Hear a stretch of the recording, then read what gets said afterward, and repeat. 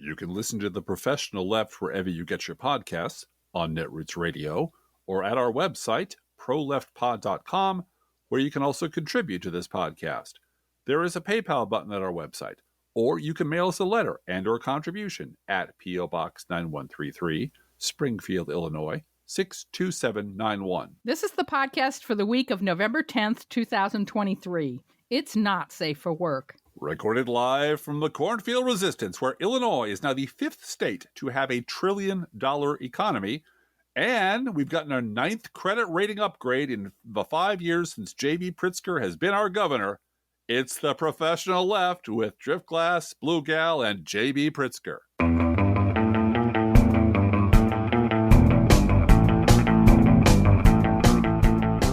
No, he's not here, but Oh, no.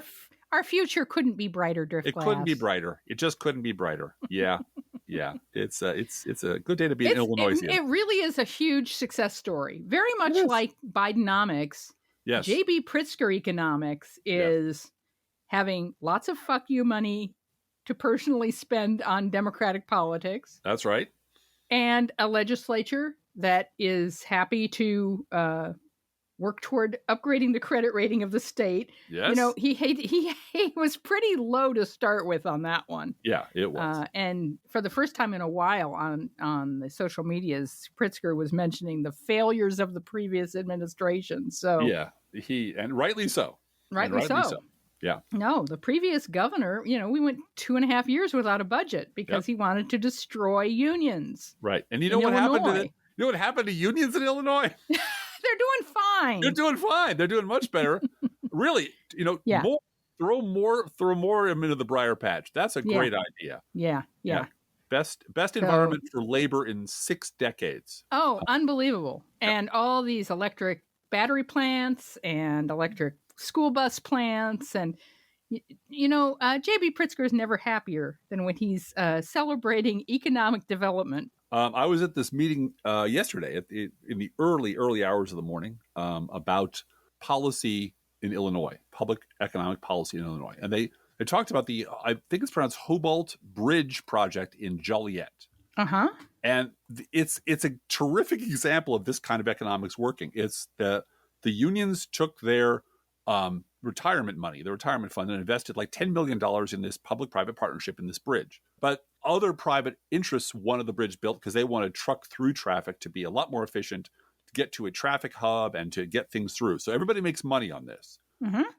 So far to date, the union investment in this public-private partnership has tripled their investment. They've made $33 million. Wow. And they plan to leave it in there because it's just going very well. Plus, part of the labor agreement was you will use union employees to build the bridge. No kidding. And rebuild the bridge. And part of the wages that they get are going to dues that pays into their retirement account that can go back into this sort of thing. Wow. It's not a perfect model everywhere, but this is the kind of economics that Biden and Pritzker talk about, where you actually invest in the middle class and you actually find ways to do projects that create a virtuous cycle of money and prosperity and growth and building. And just so you know, Driftglass is not as much of a morning person. No. Larks always marry night owls. And yes. Driftglass is the night owl of our relationship. And for him to be dressed and ready to go and show up at community organizing meetings at 7:30 in the morning, which you did today, too. I did today, too. Yeah, I'm tired. 2 days in a row you've had to go to, seminars or meetings or whatever. It's either on community development, community support, volunteerism, or economic development in the state of Illinois. And you're just at these things, and I'm so proud of you. I couldn't be prouder, and our future is brighter than ever. So, well, thank you. As J.B. Pritzker would say.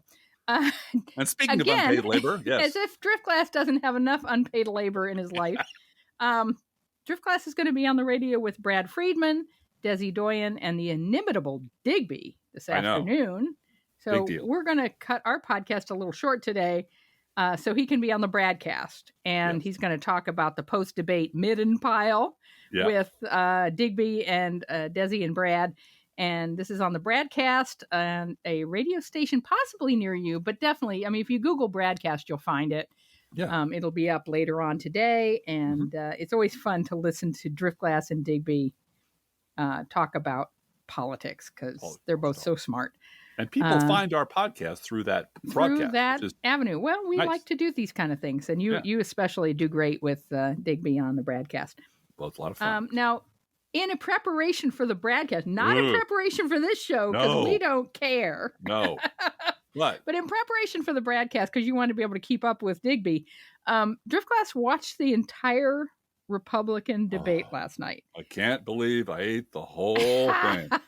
I had to watch the first 15 minutes or so because I was trapped in bed with a lymphedema pump attached to my legs. But after that, I took that off and I went out in the living room and rewatched season 1, episode 1 of True Detective. Yeah.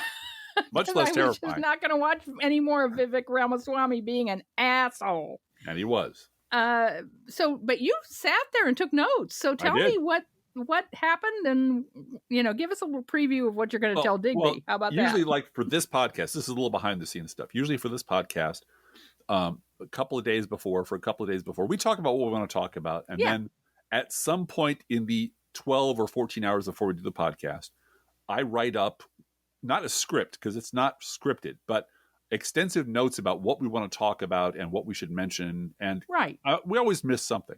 It's like a to-do list more than a word-for-word script. Right. It's several pages, but it takes quite a bit of time and is some organizing to do. And I thought initially I want to do a Lawrence O'Donnell.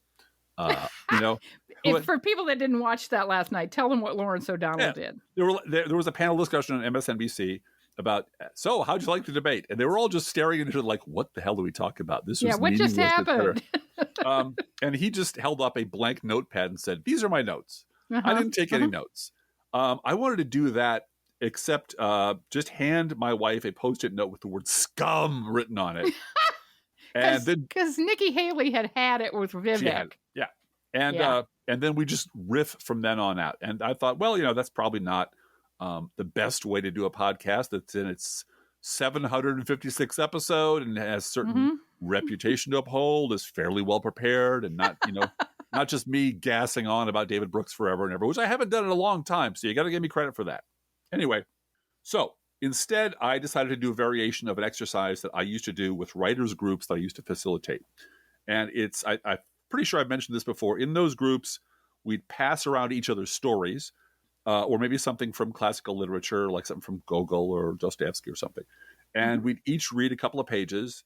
And then a week later, we'd ask each person what they remembered from the reading from the previous week. And whatever they could describe in detail, like describe in really clear, vivid detail, that was what was working. It wasn't the quality of the story overall, because that's up to each author and the audience, but it's what people remembered. And you want to strike for those kind of memorable moments.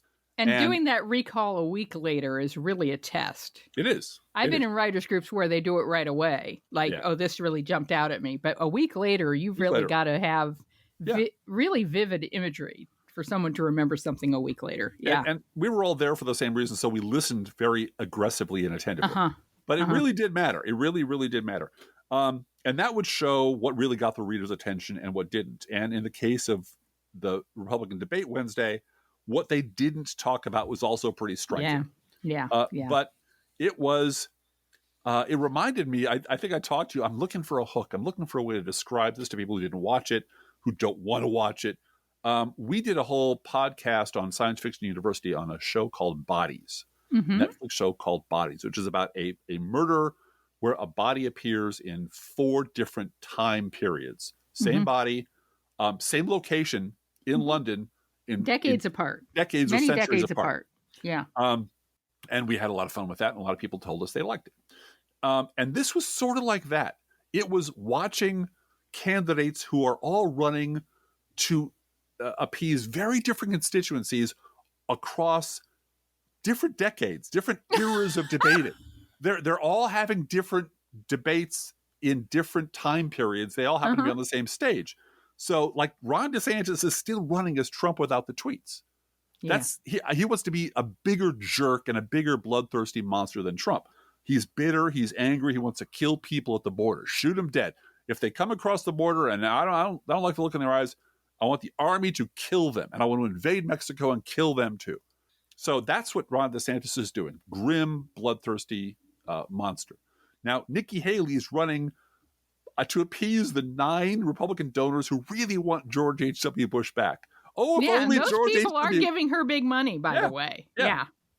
And that's fine. I'm sure she's making them very happy. Mm-hmm. They're all sprinkling all of their comments with a bunch of, MAGA bullshit because they have to keep the MAGA crowd from coming after them personally. Mm-hmm. Because before the debate even started, the whole crowd was chanting Trump, Trump, Trump. They were chanting Trump during the sound check. Yeah. Yeah. So you know what crowd you're dealing with. You know what party you're running in. And now Chris Christie is running in a different party. He's running in the Joe Scarborough primary. Which was hilarious and ironic because the very next morning he got stomped on by Joe's meat puppet wife, Mika Brzezinski, on television because Mika knows for a fact that there was no such thing as a 9-month abortion. It simply doesn't happen. And he was like, don't try to outsmart me about the law. Don't tell me about the law, Mika. And she was right back at him. Don't tell me what women feel about abortion and 9-month abortions, Chris. Right. If you carry a baby to term for 9 months and you're 9 months pregnant, you aren't trying to abort it. No, that doesn't happen. It isn't. And I know it's a Republican talking point, which is a monstrous problem. But Chris Christie is really trying to run in like the 90s, but he keeps doing things like this to piss off the only 2 people who like him, who are Joe Scarborough and Mika Brzezinski. Who will have him on their show. Yeah. Now, Tim Scott is running as God's own candidate. He is everything but speaking in tongues and trying to convince the evangelicals who all have money that he's God's very own personal first-round draft pick. He talks about prayer and Jesus and being saved, and I was raised as a saved, and I was saved. Do you know I was saved? Also, I was a poor black child. Did you know that? I was raised a poor black child in a church, and I was saved, and we should all pray more and get more Jesus in our lives. And Vivek Ramaswamy was trying, and I gotta say succeeding, in being the biggest asshole out there. For sure. He worked at it. He rehearsed it, and he did a great job of being the worst person on that stage. He wants to be Trump, but without any hint of like policy stuff. It's just him being a jerk, sprinkled with these like weird factoids. Did you realize that in Utah, 9 people last week saw Sasquatch? Did you realize that? And he'll throw in these oddball things like you'd find on the bottom of Sprite caps during trivia, or like on a menu in a restaurant. Like, did you realize the longest river in New Jersey, the 5th largest river is thus and so? All of which I guess are designed to throw people off, or I think just to make them sound smart. But they were all running in entirely different eras and entirely different constituencies. And I think Charlie Kirk should sue Vivek Ramaswamy for stealing his, tiny milieu. head. Yeah. Just you talk real fast and you spew a bunch of facts and you sound crazy and you're a jerk. Yeah. And you hate women. Yeah. And that's Charlie Kirk's shtick. Well, and the first thing Ramaswamy did when he came on stage was attack Kristen Welker. Yeah. Right? The black lady. First woman I see, she's black too, I'm going after her. Mm-hmm. And not to say that she did a great job, but no. So we're not defenders of her, but no. He instantly attacked her. Yeah. She's a corporate, rigged's all rigged, and you're a stooge, and the media sucks, and everyone's terrible. Great. So if we all relax our brains and just float above the substance of what was said, because it was nothing of substance was covered really, and just go after the moments that you went, oh, I'll remember that. The one at the top of the list is, of course, Nikki Haley saying "scum," "you're scum" under her breath, which wasn't under her breath, and that great, cool. Then it was Ramaswamy saying Dick Cheney in 3-inch heels. That's memorable. He rehearsed that in front of a mirror 4 times. He did, and he did it in a 2-cushion bank shot way. Like, are you talking about Nikki Haley? Or are you talking about Ron DeSantis and his 3-inch heels? Yep, but he was talking about the bloodthirsty neocons who are all just Dick Cheney in 3-inch heels. Memorable for its horror was DeSantis' desire to kill people. Really, really wants to kill people. And screaming about the elites who don't care about you. The elites don't care about you at all. The filthy, dirty elites who don't care that your children are dying of fentanyl. They don't give a shit. They don't care your kids are dying, which is, upsetting. Now, Tim Scott, he took stuff from the 80s and 90s and really brought it back up to into the modern parlance. He took the Libyan death squads, made famous in the movie Back to the Future, and brought them into the present with like Yemeni terrorist sleeper cells sneaking across the border, hiding here because border. He didn't talk about the terrorist sleeper cells that tried to kill the governor of Michigan, though. No. You know why? Because they're white Republicans. Because they're homegrown. Our terrorists are homegrown here, people, and they all vote for Donald Trump. So yes, they do. Now, I thought it was innovative that we finally figured out why Vivek Ramaswamy wants to build a wall across the Canadian border, apparently to keep out Tim Scott's made-up girlfriend. Well, he couldn't do it last night. No, she showed up. She showed up. She snuck apparently, in. She allegedly. got across the border with her big sack of fentanyl, because, that's what happens. Tim Scott's girlfriend and her big sack of fentanyl. Watch out. Can you prove that she didn't do it? Huh? Can you? And then calling Zelensky a Nazi, straight up Nazi. The Jewish leader of the, war against Russia in Ukraine is a Nazi. Yeah. Well, why not? Again, if you're shooting to be the biggest asshole on stage, why not just do Donald Trump chapter and verse, do the whole thing? And Chris Christie saying something that I thought, well, this is a very mature thing to say. That people are complaining about, why are we spending all this money in Ukraine and et cetera, et cetera. It's the price we pay for being the leader of the free world. And I thought that at that point, that was when I left, but I thought at that point that he and Nikki Haley, who were standing next to one another, were going to join arms. Yeah. And say, look, we're the only two mature people on the stage about international affairs. Right. And understanding our role in NATO. Right. Period. And I thought that is a very good answer. Yes, it is. I will never in my life vote for Chris Christie. I think Chris Christie is a monster. But and that corrupt, is a good answer. It's completely the wrong debate to have that good answer in. Right. But it's certainly a good answer. And the job of the leaders of the free world is to kill as many Mexicans at the border as possible, obviously. Yes. That's clearly the job of the leader of the free world. Yeah. Tim Scott brought up the fact that we need to fight wars on 3 continents, apparently simultaneously. And we need an army big enough to fight the rest of the planet all at once. And Atlantis, I guess. I don't know. I don't know where. There was a big debate as I was walking out about how many ships do we need. Well, that was Hugh Hewitt. The Navy. Oh. What about the Navy? How many ships? How many ships in the Navy? How many ships? Exactly. How many? And it was Hugh Hewitt having his cyborg brain meltdown because they wouldn't let him ask the questions he wanted to ask. So he got stuck asking exactly how many ships and what kind. And nobody wanted to answer his question because Hugh Hewitt's a jerk. So they just took that opportunity to talk about how we should do war in the future and how we should prepare for war in the future. And, a lot of lying statistics got thrown around. Then Mr. Ramaswamy brought Nikki Haley's daughter to the party. And that was it. That put her over the top. It was designed by him to be a sharp stick in her eye. It was absolutely intentional. That was the intent. He got the reaction he wanted from her. But what I found weird about that exchange was not just the exchange, which was a slap fight and stupid and made everybody dumber for watching it. But it was the fact that immediately after the slap fight was a commercial on NBC for TikTok. For TikTok grandmas. A bunch of grandmas at the nursing home. With their grandkids, I would be dead today if it weren't for TikTok. TikTok saved my life. And it was my grandkids hilarious. Watch us on TikTok, and it gives us a reason to get up in the morning. Yeah. And I wrote it down earlier in the notes I was taking because it was the first break. There was a TikTok commercial. I thought, well, that's hilarious. But immediately after, this thing was a TikTok commercial about what a wonderful attribute it is and how it adds to society. But then it was followed by one of the weirdest ads I've ever seen. I doubt I'll ever see it again. It was some 40-something guy with a scruffy beard and balding head at a gas station pumping gas into his, Porsche or whatever he's driving. And he's complaining bitterly to whoever will walk past them about the high gas prices. And then some Gen Z jerk, like in his hoodie with his Slurpee, says, well, you know why you're paying such high gas prices, right?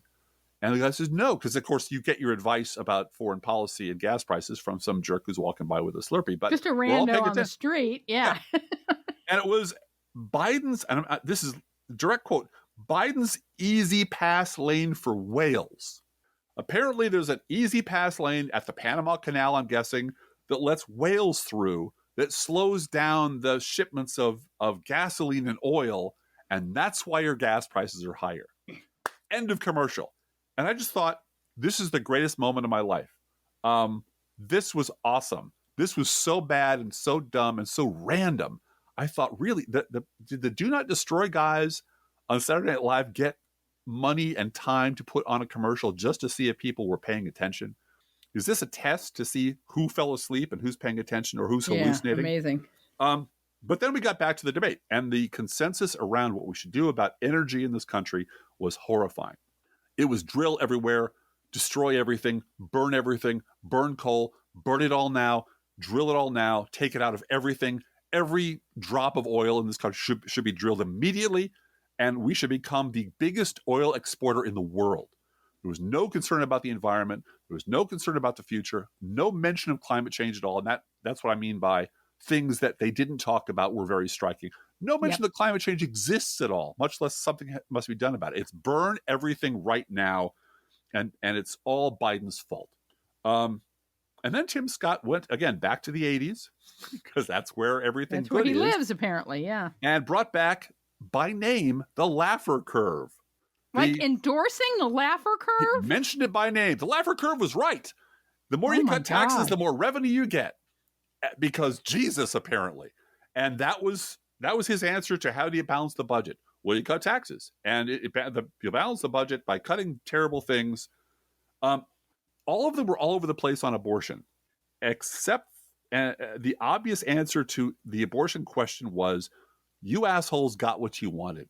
Your party has wanted to get rid of Roe versus Wade for 50 years. You built an entire movement around it. Now you've got it, and now you're screwed. What do you think about that? That's the proper answer to that question. And you have literally raised billions of dollars on that issue. Literally raised billions of dollars. So 5-week ban, I'm 100% pro-life, 15-week ban, who knows? Please, let's move on to another topic, because we really don't want to talk about this thing that we built an entire political movement on, and now we got what we wanted. And it was only 24 hours ago that we had our asses handed to us because of this issue. Oh, it was wonderful. Yeah.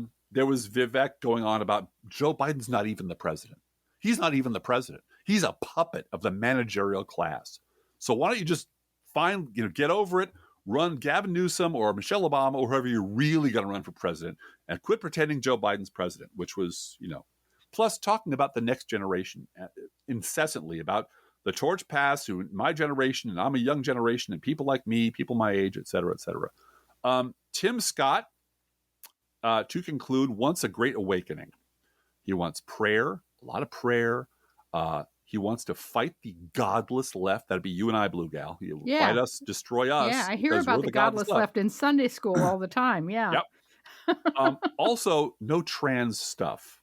Don't want that. I don't want boys. Men are born men. They shouldn't be playing women's sports, because that's of great concern to America.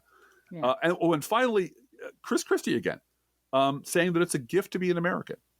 Your birthright is a gift. You're lucky to be here.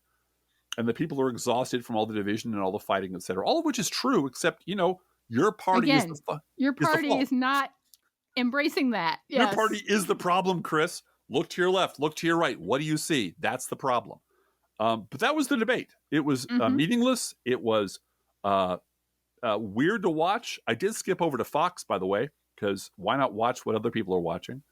And just in time to see a book you mentioned, Blue Gal, on our last podcast on evangelicalism. 31 ways to be rapture ready. Yes, I go over there and there's the guy, and there's this horror commercial of people, this jump, and straight out of The Simpsons. It's people in church and 3/4 of the congregation are suddenly gone. You're at the airport and half the people are gone. People are gone from their cabs right and left, and people are horrified and terrified, and the rest of us are stuck down here among the sinners. And it's this book about 31 ways to be rapture ready. And it's The Great Disappearance. Yeah. Oh, and it's I am going to try to get that book on like interlibrary loan just so I can read the table of contents and find out what these tips are for being rapture ready. I told you. It's don't wear underwear, wear clean underwear, and don't carry anything heavy in your pocket. I have a feeling tithing has something to do with it. And, buy this book for your friends is another part. There was an Amazon review of this that was just hysterical to me, where someone has said, I just bought this book. It's going to be so great. I've got it in my pile of to-be-reads on my nightstand. It's going to be great when I get to it. It's like, no urgency to be rapture ready, You better read it now, lady, because the rapture. You should have read it yesterday. Tomorrow. You don't know. By the way, I don't know if you know this, we got a lot of good feedback on our apocalypse, end of the world, why that's bad theology show. No Fair Remembering the End Times show. Yeah. A lot of people like that show. A lot of people. We really appreciate all the feedback we got. A lot of new Patreons. Thank you for being a new Patreon. And nice to have that kind of response. Thank you. So I don't know what I watched last night, but it was not a debate among people who want to beat Donald Trump. Obviously what did you think of the format compared to the previous debate? Because that was the thing that I thought was improved. Well, they basically stuck to their questions. And Kristen Welker did shut up Vivek a couple times. She did. And I did feel like the format for the 15 minutes of it that I watched was a little more controlled and a little less manic in terms of everybody gets 1 minute. It was. And they didn't allow people to respond just because their name was mentioned. Yeah. Or because someone called you a scum. Well, but the first question was like, hey, what about Trump? And again, this is not a debate among people who want to beat Donald Trump. No, it's not. It's clear that nobody has the balls to go after Donald Trump because they know that the people who are shouting Trump, Trump, Trump in the audience and the party that they're in, they have to either appease those people somehow, not piss those people off, or kiss their careers in Republican politics goodbye. Exactly. And if they don't kiss the ring, I mean, that's Ron DeSantis's words, but that they did not talk about Donald Trump's fraud trial in New York. Nope. They talked about his deficit. Yeah. Donald Trump put us $8 trillion and blah, blah, blah, blah, blah. Because that's safe. That's safe to talk about because everybody's worried about spending and inflation that Joe Biden, this is all Joe Biden's fault and so on and so forth. And blah, blah, blah. Yeah. Nobody remembers who the last president to balance the budget was, but that's a safe way to touch the hot stove and not get burned. Well, and Nikki Haley did say she wants to increase the retirement age. Right. Oh, there was out loud. Yeah. But one thing I'll give her credit for.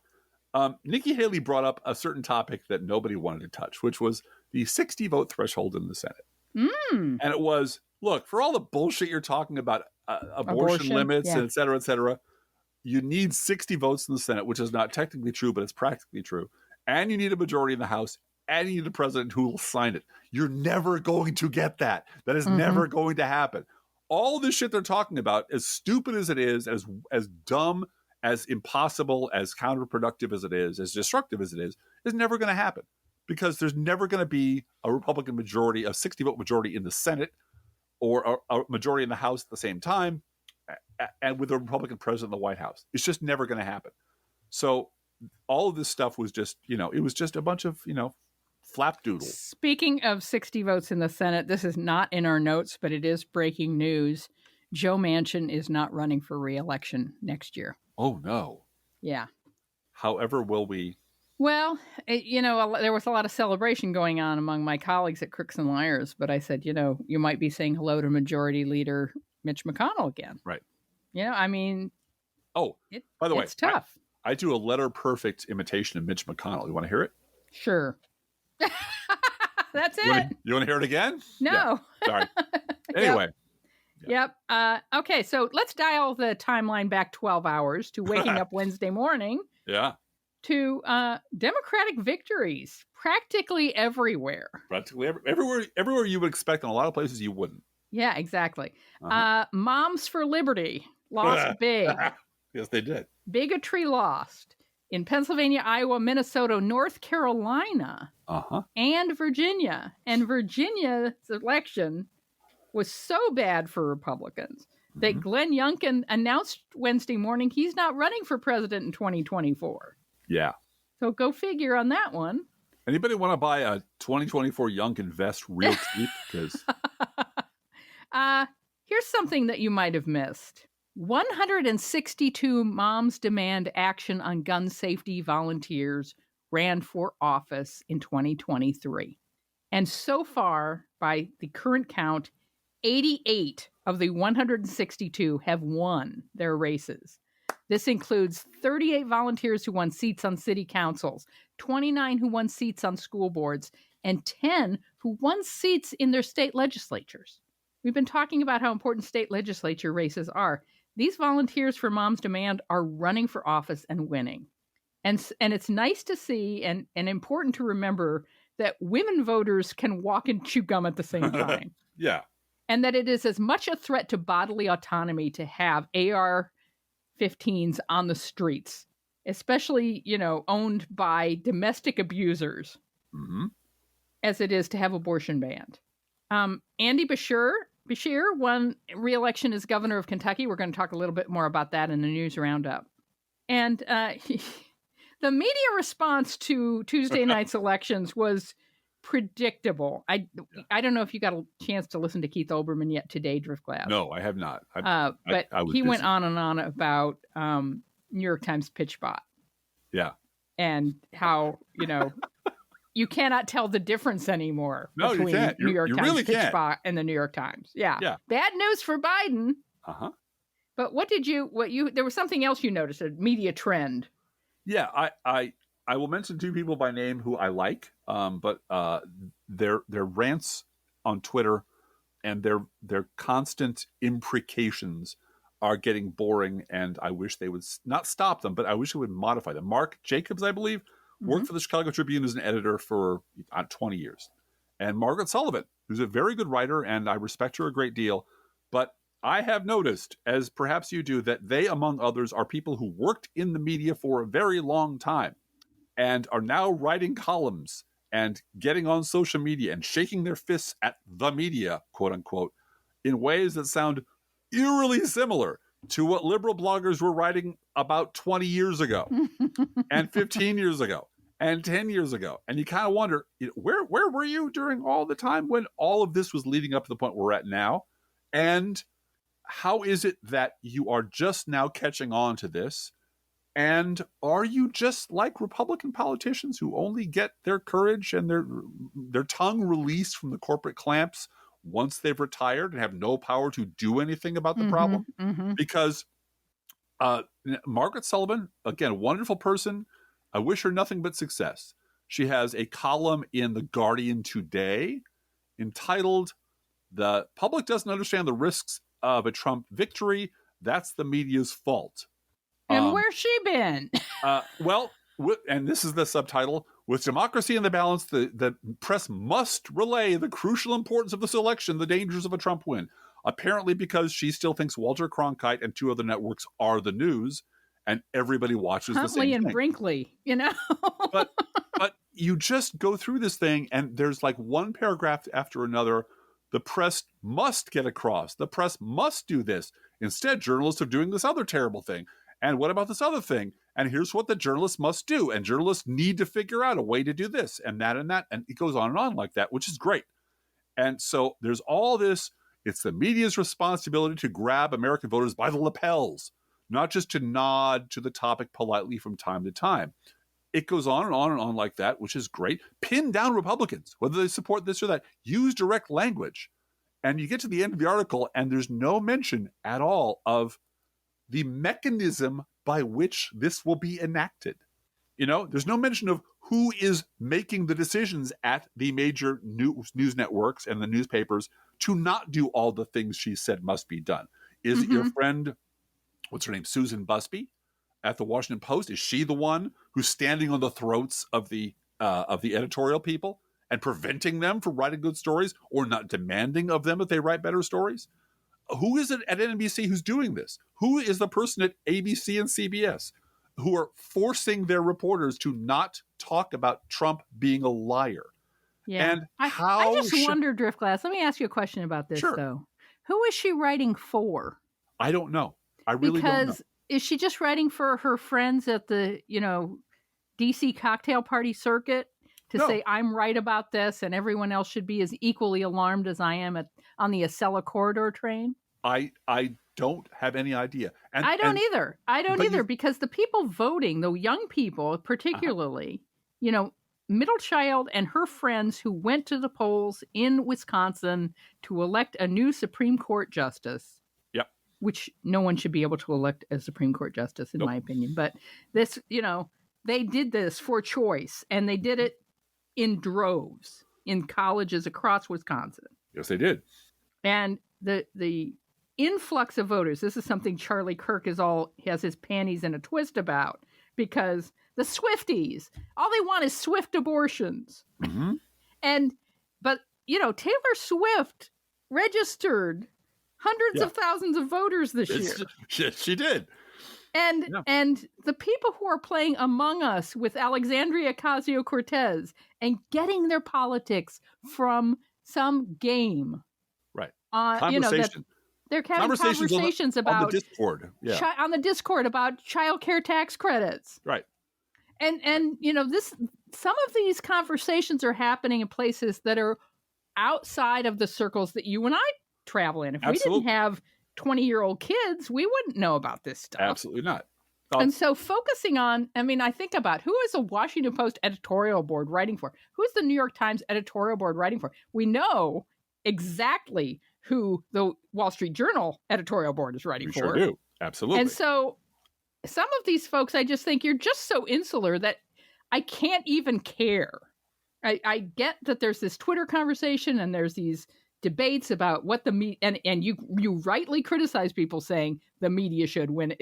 I'm the media, you're the media, whoever you are. Right. You're at the top of the media feed chain. You're obviously. Well, just if you are this outraged, I accept the fact they're outraged. I do. Yeah. But there's two things I want to mention. One is, if you're this outraged, name names. Yeah. Tell us who's doing this by name. But they never Especially do. If you're retired.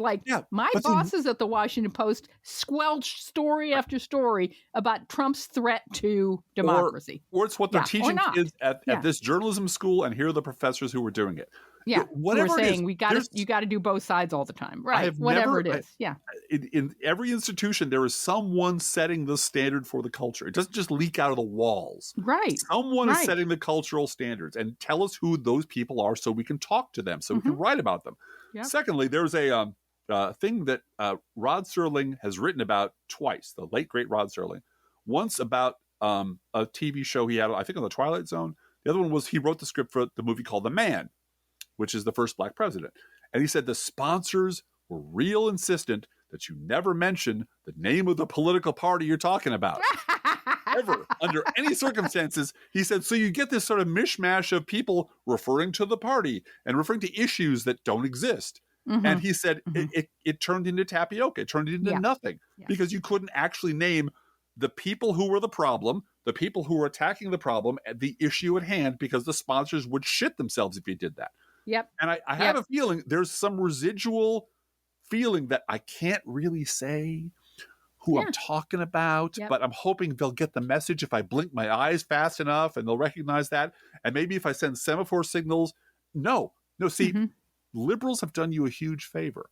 We've tried all of that for 20 years and none of it worked. It's only gotten worse. If you want to improve the media, which I sincerely believe you do, you have to start telling us by name and title who exactly is doing this shit and how we can get to them. What's their weak point? We don't talk enough about the consolidation of media ownership. No. And the impact of Wall Street on media. Jezebel went under today because they can't find a buyer. We don't talk about this, right? I agree, but saying the influence of Wall Street, again, you've taken a specific problem and turned it into a generic Wall Street thingy. Somebody, I've never worked at a place where there wasn't somebody making decisions. Yeah. And somebody calling the shots. And in each department, at each interaction, there's somebody making decisions that ends the news up this way. And saying that corporate consolidation, that's all true. Okay, fine. Then who is it at the corporation who's doing this? Yeah. And yeah. I get you. Since you and I, living in a cornfield, don't have access to that information. Right. Presumably people who've been working at the Tribune for 20 years or Margaret Sullivan do. So maybe they could mention to us who are on their side who it is we should be primarying, in the media to get them the hell out of their Acela Corridor quiet train, because they're not going in any venues, they're not going to any lecture halls, they're not answering any questions. The silence on the part of the media about how it operates, how it got to be this way, and why it persists in this way is deeply depressing. On the flip side of that, Jay Rosen writes about this stuff all the time. And I'm seeing little hints and shoots out there of people trying to start media companies that are not beholden to corporate overlords. Even locally, there's such a thing going on that hopefully will someday take the place of the SJR. Anyway, that's the end of the media portion of our show. We should go into a news roundup, don't you think? Well, and I want to say one more thing. There are many people on Twitter today talking about Jim Spanfeller at Geo Media, who treated Jezebel like a property rather than like a media outlet, and couldn't find a buyer, and so he just shut it down with no warning to the staff. So people were naming names on that. I don't want to roll over that, because that is a very bad thing, and I'm glad that somebody mentioned him by name, too late. But and Jezebel going out of work is like that manufacturing company down the block going out of work. Exactly. You don't notice until enough of them are gone where you wonder where all the jobs all the feminist news outlets are closing. Where have we seen that in literature? Yeah. Huh. Yeah. I want to talk on a happier note about the psychology of winning. Yeah. Yeah. And what it does to wake up on Wednesday morning and be able to say Democrats won. Yeah. And I say that knowing full well that MAGA has been dining out and masturbating over Trump's surprise win in 2016 for 7 years. Yep. And it was really, I think, for the first time Wednesday morning that places like Newsmax and Fox were saying, hey, it's been 5 elections. We haven't had a significant victory, a red wave of any kind since Trump was elected. What's going on here? I know. Let's blame Ronna Romney McDaniel for this. Oh yeah. That was meh. And everybody from Steve Bannon all the way to Newsmax. It's like, is it her fault? Yeah, it's her fault. She only did everything Jared told her to do. Yeah. She's a loyal little stooge, and she's done everything she was told. And now they're going to shove her onto the grenade because they need someone to blame who is named Trump. They're going to scapegoat her.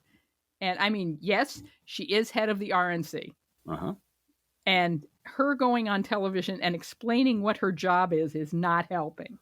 What I'm looking forward to is Michael Steele and MSNBC. Back when I was running the RNC. When I was taking donors to bondage-themed nightclubs. No fair remembering stuff, Blue Gal. And then the sound you hear then is me clicking over to watch season 1, episode 2 of True Detective. True Detective. Yes, right. But yes, the psychology of winning, and I think it's important that we celebrate. Yeah. And remind people how good it feels to vote and wake up the next morning and your people won. Yeah. It feels really good. And especially that imprint on your brain and all of our brains to want to do that again. Especially when you voted for helping people and saving the environment and fewer killings. You voted for all that stuff, and then you got somebody who more or less wants to try at least to do some of that. And that feels you got some Moms Demand Action volunteers elected to school board instead of a Moms for Liberty. Yeah. That's not nothing. Yeah. Hell yeah. So celebrate that and then watch the media chide Joe Biden for having a party about it. How dare he? How dare he celebrate Democratic victories? That last night was just great for Donald Trump. He was the winner. Joe Biden was the loser, and blah, blah, blah, blah, and blah. how dare he celebrate? Yeah. We want to talk just momentarily and not let it go by that the Washington Post article on Trump's plans for a military dictatorship in 2025 which is a written plan Yes. by people way smarter and more organized than Donald Trump, was terrifying. Yep. And well written. Not to shit all over the Washington Post all the time. They did something good this week. They did. And if you're serious about reforming the media, then this should be on the front page of every major newspaper every day until Election Day next year. It should be the lead story on every news. Why not be like Keith Olbermann? I mean, really, why not just insist that it happen today? I don't mind being declarative. It's very clear. Fascists always tell you what they're going to do. Donald Trump and his stooges have told you what they're going to do. The breakdown in communication is people who mediate between him and the public, between them and the public, called the media, will not talk about it because they don't believe it, or they think it's silly, or they can't believe that anybody would actually buy this stuff, or they're terrified that they'll come and knock at their door if they write about it, and they'll be dragged into the streets and beaten, which is, Or they're afraid that if there isn't a horse race come next October, their stock price will go down and they'll lose their jobs. What do we talk about? If there's no horse race, they're going to Jezebel us if we don't have a horse race. All that fair. And you know what?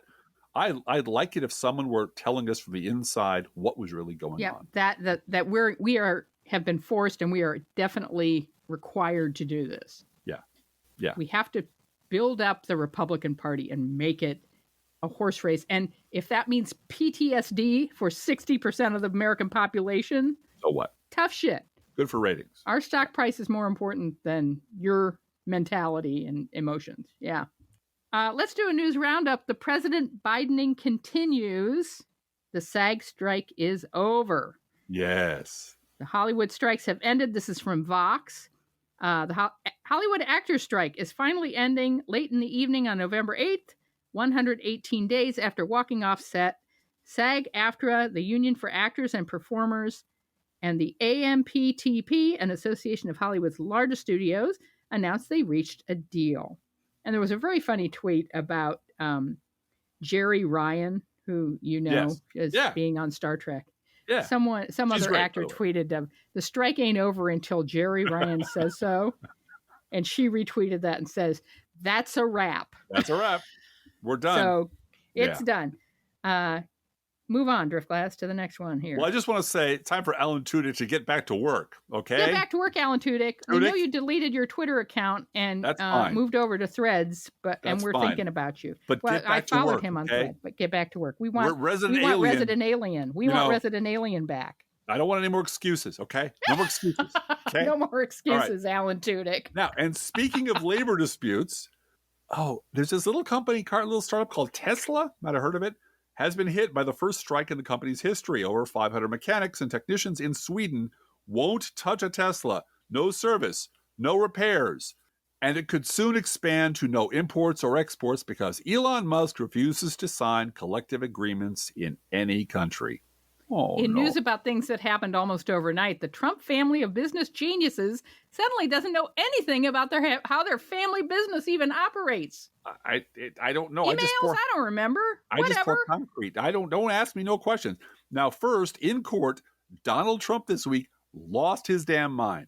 Nobody can keep him under control. He just repeatedly went off topic testimony, lost his temper, attacked the judge who's overseeing his $250 million civil fraud case, and he said things like, it's a terrible thing you've done. You know nothing about me. Well, we know a lot about you.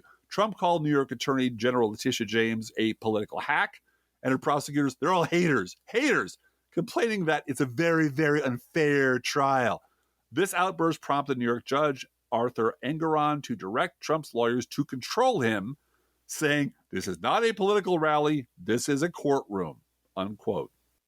Faye's son Eric kept insisting he knew nothing about how business was done despite being shown document after document with his signature on them, showing he had signed off on the sketchy shit the company was up to. Yeah. And daughter Ivanka, the good one, the smart one, lost her memory entirely and said, I don't recall more than 30 times while on the witness stand. She was polite and she was respectful, but the evidence the prosecutors put in her face, who got from her email, was pretty damning. Yep. She brought her own lawyers, too. Smart move. And let's not forget that Donald Trump also admitted on the stand that he signed documents in order to get banks to approve loans. Right. And that's an admission of guilt. Yes. In even more news about things that happened almost overnight, it took just one day of getting their asses kicked at the polls for the Republican Party to go from abortion is murder to how does everybody feel about 15 weeks? 15 Exceptions weeks? for rape and incest and anything else you want to put on the list. How, we aren't going to call it Roe v. Wade, but, It's Roe v. Wade. But we'll go with that? Speaking as a woman, I'm never going to forget or forgive all of the bullshit about how wide the hallways are in Planned Parenthood clinics so that they could get that case to Sam Alito. Fuck you people. Right. No, it was decades in the making of those kind of suits. Yep. And rigging the courts and stacking the courts and packing the courts. Exactly. With liars. Stealing Supreme Court seats. Yep. And at least 2 of the 3 people, possibly all 3 of them that Trump nominated, we know for a fact lied under oath to get their job.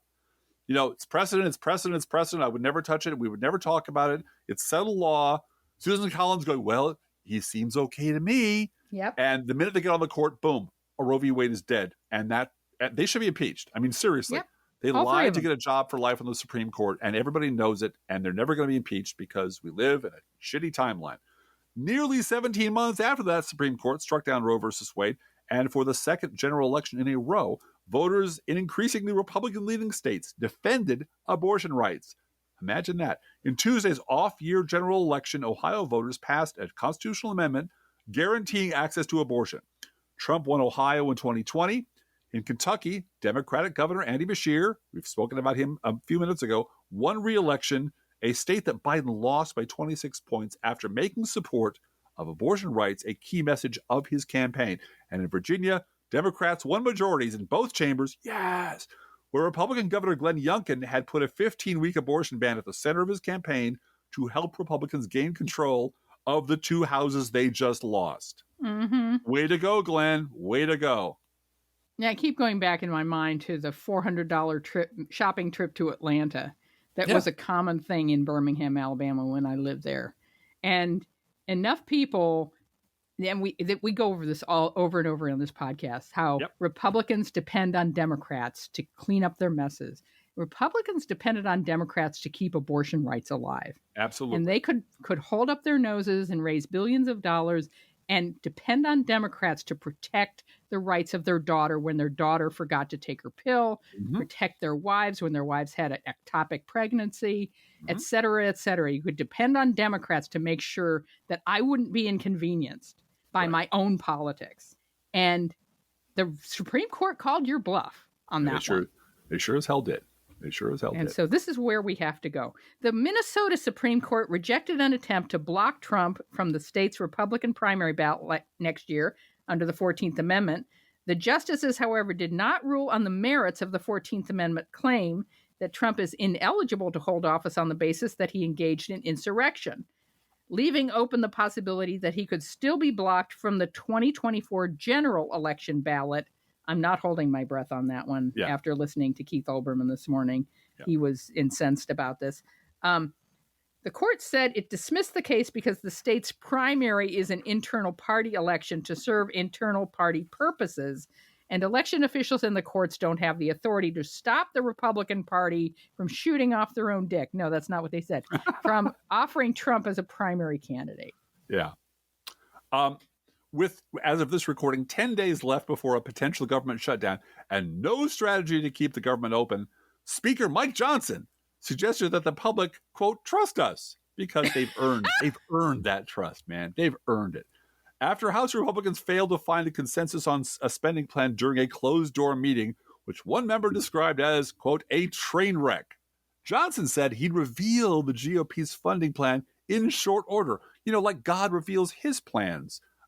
Over time, when it's time to do such things. But he's not going to show all his cards right now. Johnson added, quote, trust us. We're working through the process in a way that I think that people will be proud of. I have my doubts, Blue Gal. I have very serious doubts. From Resistance hero Bill Kristol. Yay, my hero. Quote, it's time. President Biden has served our country well. past tense. I'm confident he'll do so for the next year, but it's time for an act of personal sacrifice and public spirit. It's time to pass the torch to the next generation. It's time for Biden to announce he won't run in 2024, unquote. In the meantime, Jill Stein has announced that she's running for president. Well, sure. Marian Anderson, I think, is in there. So they're the Putin Brigade. Yeah. Well, don't forget that Bill Kristol was the douchebag who said, rather than vote for Hillary Clinton, let's try David French. Right. Let me pull this guy from the pages of the National Review that you've never heard of, because it's so icky. The thought of voting for a Democrat is so horrifying that I'd rather, it's clowns like Kristol that give me. Well, is he going to go 100% behind Kamala Harris to save democracy? Well, that's the thing. That's the whole thing. Ask him. All he wants to do is be the guy who said, "I told you so." And if it turns out he's wrong. He told us so about Sarah Palin, so he doesn't get to say, "I told you so" anymore. Well, yes, he does, because the "I told you so," when he's wrong, that's just never mentioned. This is just not to get too far off the beam here, but you remember that Rachel Maddow went after Bill Kristol with both hands and a hatchet on MSNBC once as the guy who's always wrong. If you look in the dictionary, and right up until the day, and he was that guy on MSNBC, right up until the day he signed a contributor contract at MSNBC as the co-founder of the Bulwark or whatever, and then he became resistance hero overnight. Never, ever, ever mentioned his past again. That's why corporations who run media companies cannot be trusted. Anyway, here's one that isn't run by a corporation. It's called Media Matters, and you should really read their stuff. It's quick and to the point. Right-wing media launch anti-democratic attacks on Pennsylvania's automatic voter registration. All they want in Pennsylvania is for everyone to be automatically registered who can be. And of course, when more people vote, Republicans lose. So, quote, right-wing media continues their election misinformation crusade as another state makes it easier for residents to vote. All residents, even Republicans. I have to say, this is really shooting themselves in the foot. Yeah. Because their particular electorate is aging. Yes. And making it easier for everyone to vote actually helps Republicans with turnout. Yes, it does. And when I do voter turnout stuff, I really want everyone to vote. I really do. And I know. Some Democrats get mad at me about that. But I really want a democracy where everyone feels like they have a stake. Mm-hmm. And you won't get that if you don't make it easy. And I'm sorry, but they're shooting. They really shot themselves in the foot in 2020. Oh, yeah. With, you can't vote by mail. And Democrats were like, oh, yes, we can. Yeah, we can. All shut up, right. The Washington Post has a new publisher and CEO, and he's worked for the Murdochs for over a decade. So this is, My hopes are not high. Yeah. My hopes are not high. Now, this next one is one of my favorite stories of the week, maybe of the month. Month is young, but Mark Meadows slapped with book publisher lawsuit over false election claims. This is just so sweet. Quote, Mark Meadows' book publisher has sued the former Trump administration chief of staff over breach of contract allegations relating to false claims he made regarding the 2020 presidential election. In the lawsuit filed Friday and obtained by Rolling Stone, book publisher All Seasons Press alleged that Meadows had originally, quote, promised and represented that all statements, unquote, in his 2021 memoir, The Chief's Chief, were, quote, true and based on reasonable research for accuracy, and that he has not made any misrepresentations to the publisher about the work. It's like going to confession, Blue Gal. You don't lie to your publisher.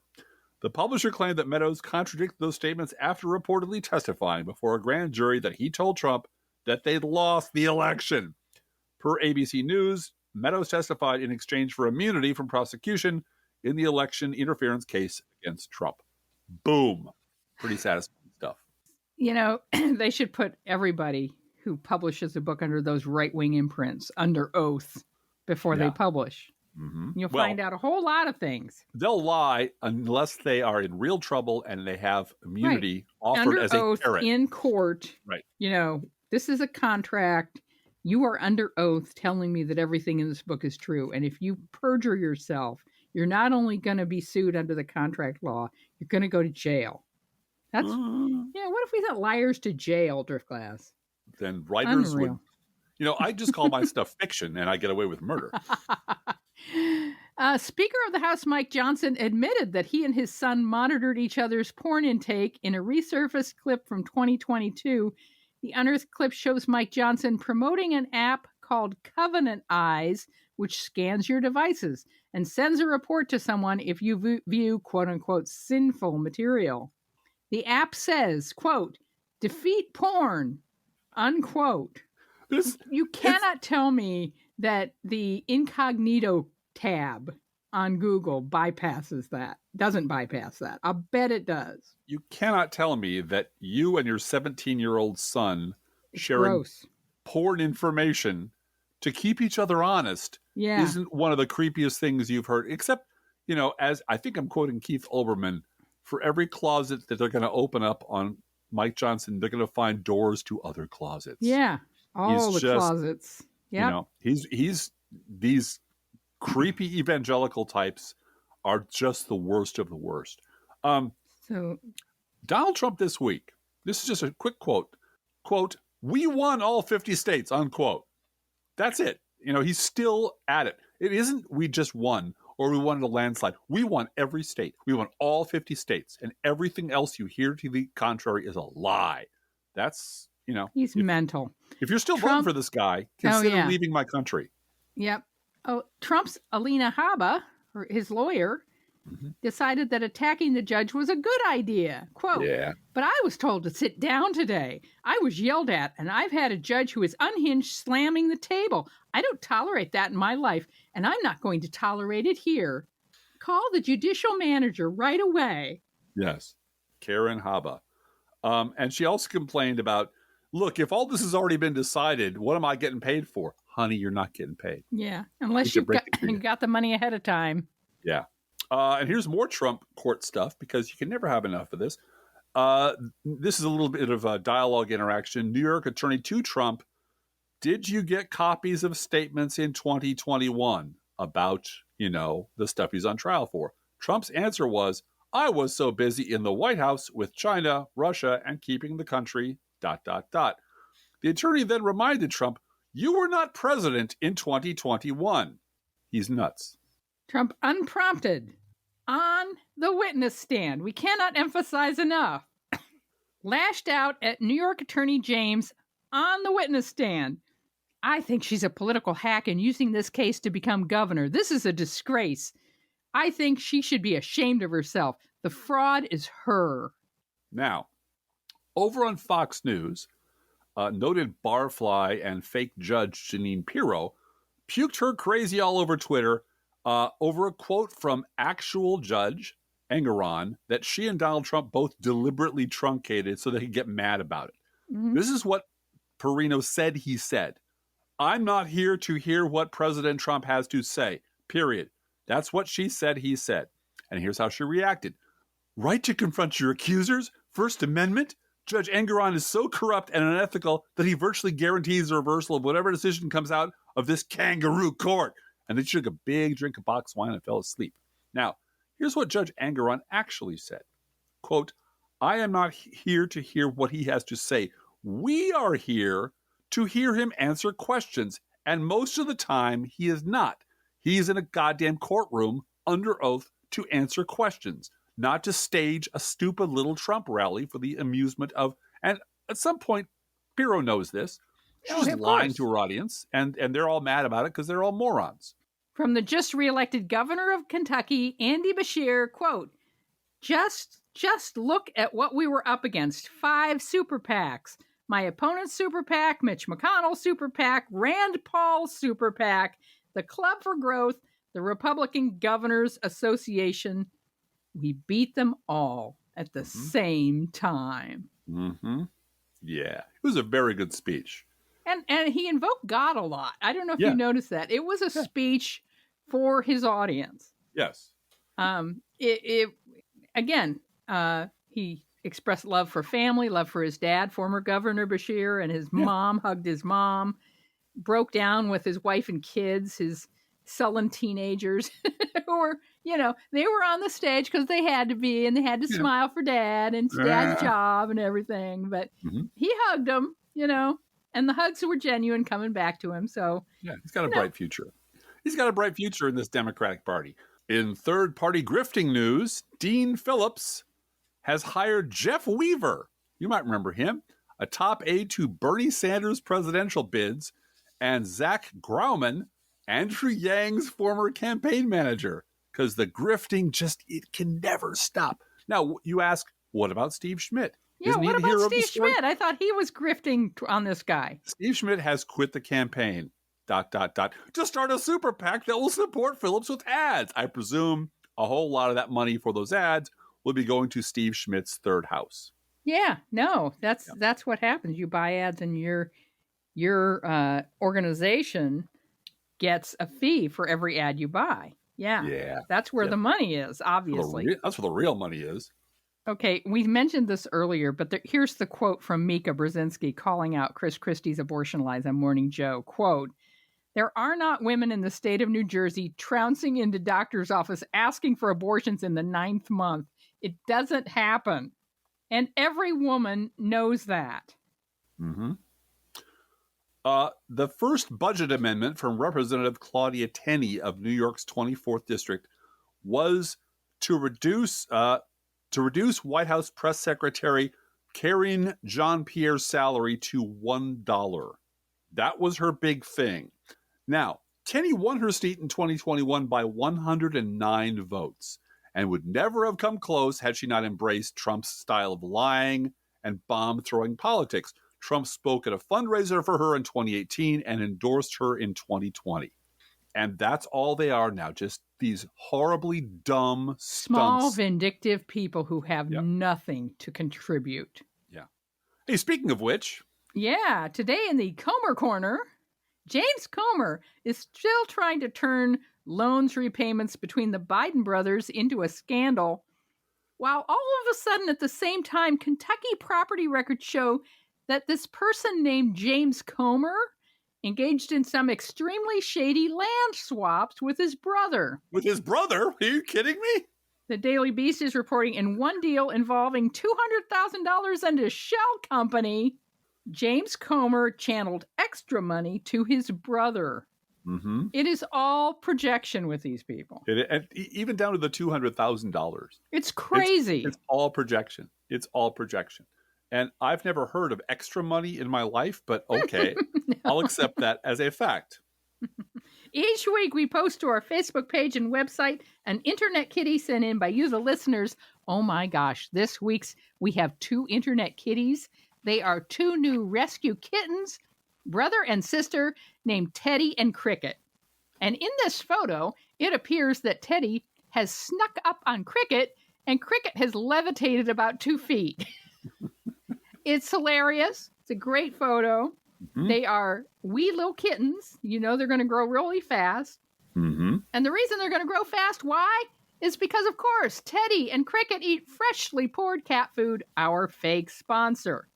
Whether you serve pet store perfection or dollar store dreck, your pets will sit on the kitchen floor and demand that the food they eat is only freshly poured. Freshly poured, freshly poured.